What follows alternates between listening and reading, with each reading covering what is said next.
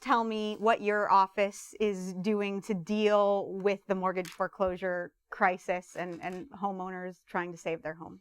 Well, first of all, it's been a problem that has been nagging, persistent, and significant in Ohio going back now almost 5 years.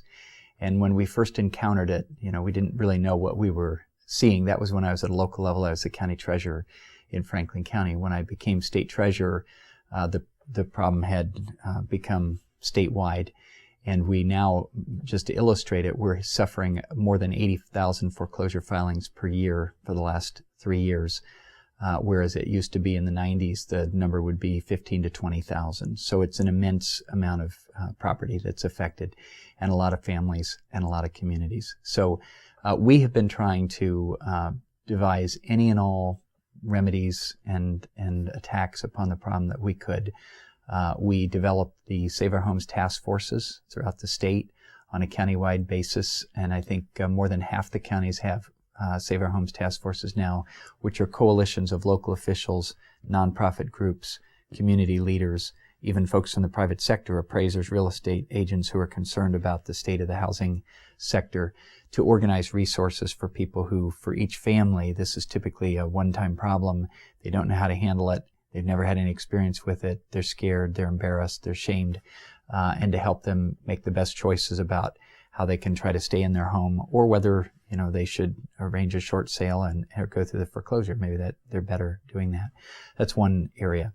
A second is that I reached out to Chief Justice Moyer in 2007 to talk about whether we couldn't do more mediation in foreclosure cases filed in the courts.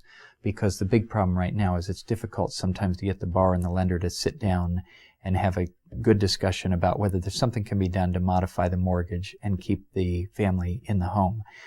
The reason is that the real estate market's become so complicated. Mortgages are sold and resold on a national basis. There are national loan servicer groups that have these big portfolios. They don't really have a stake in our communities. They don't know the communities, and it's very difficult to get that communication back and forth between the borrower, who didn't go to them for the loan in the first place and don't even know them, and the servicer. So we have gotten foreclosure mediation programs up and running pretty much statewide.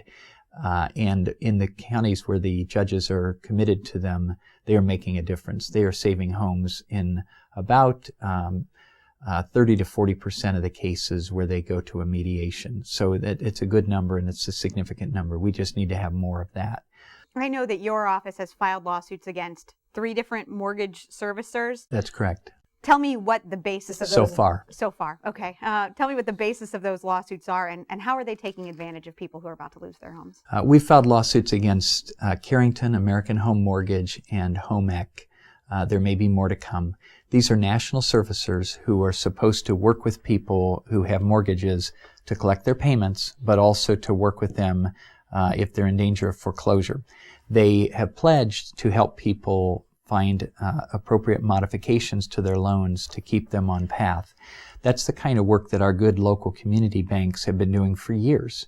They make a loan to you, you know them. A few years later, you have a problem, you go back to them, and they will find a way to work it out with you. They'll work hard to do that rather than foreclosing. Foreclosure rates among our good local community banks are much lower than they are in some of these national firms and the servicing firms.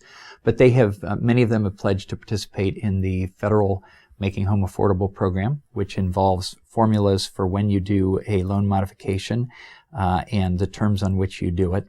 And we find that they're not following through very well. We aren't entirely sure whether they're just incapable, that they just have poor customer service, they haven't devoted the resources to that, or whether it's intentional on their part, that they want to pretend to make loan modifications but don't really want to follow through because maybe it hurts their bottom line, or they can make more money stringing people along and adding payments.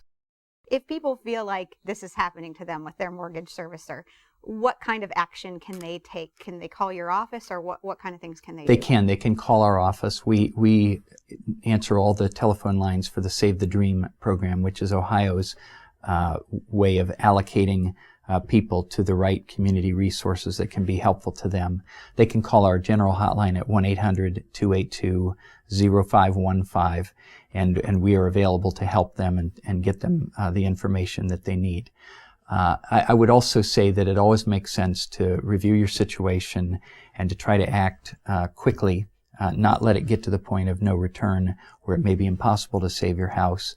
And we tell them to call their lender, but we found that that's so difficult and complicated for people if they're dealing with these loan servicers that we prefer they come to us. We'll refer them to community resources that are available around the state and counselors who have been through many of these situations and know how best to optimize the results for you.